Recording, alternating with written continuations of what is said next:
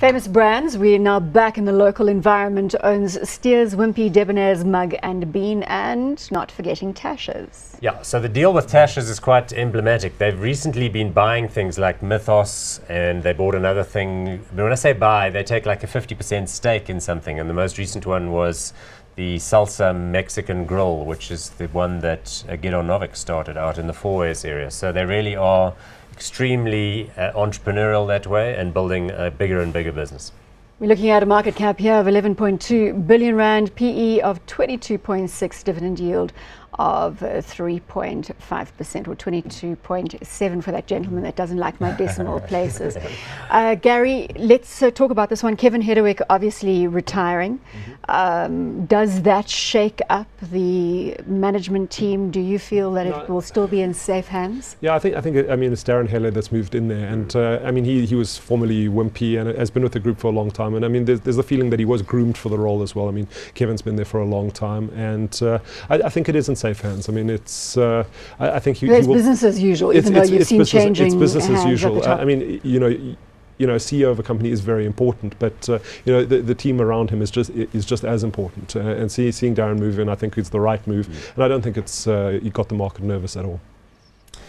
What I want to say here is that people like to talk about Tashas and Salsa Mexican Grill and Mythos, even though there's like 4 or 5 of those. And, you know, Tasha herself is busy doing things in the experimental kitchen in Sandton.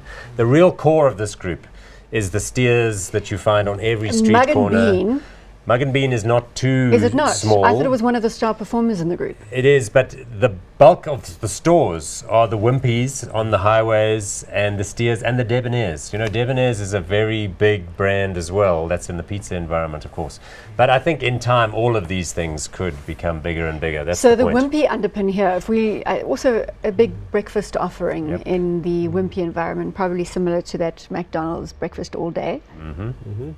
And you know, Paul mentioning the smaller brands, which have also gotten themselves quite substantial followings. Again, I mean, if you look at you know, something like Tashas and Mugg Bean, I mean, they were never, you know, designed to be the mass rollout that they've done on the other things, but you know, the profitability has been absolutely excellent in them. And I mean, you can see, I mean, we talk about queues. I mean, you look at that new Tashas in Sandton and the queues. Well, it's a half an hour just to get inside the door. So I mean, you know, a huge demand for their product as well, and an interesting business. I mean, we haven't talked about them moving into Nigeria as well with Mr. Biggs. They got hurt a little bit there, but seems like that's fairly early stage type stuff. And everybody really battling with that Nigerian environment right now. Well, I suppose that's a bit of a sweeping statement, but there are a number of players. I want to talk about the share price here. Yes, let's get it back up.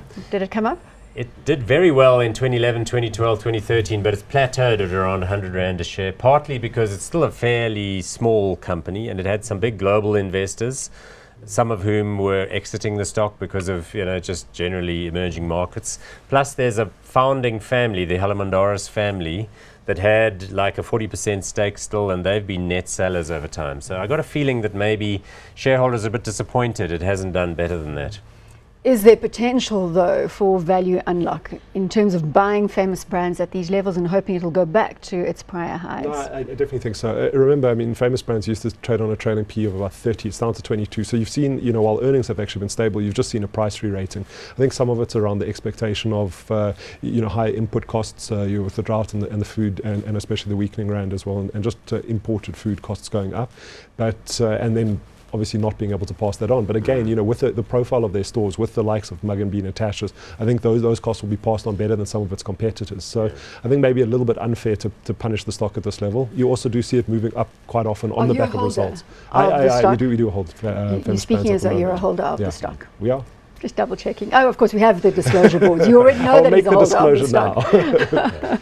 So do we have it in the portfolio? We do. We've had it for a long time in the portfolio, and it hasn't really done us any favors. It drifted higher to 125. Now it's back in the low 110 sort of environment. But we're not giving up on it, are we? No, I think, like I said earlier, that notwithstanding the entries of foreign players, I think all that's doing is that it's popularizing and creating more choices for people, and that's meaning that more people are eating out than were previously eating out before. The prices are good, and I expect further revenue growth. I'm going to take a hot from both of you. Anybody disagree? No. That's it.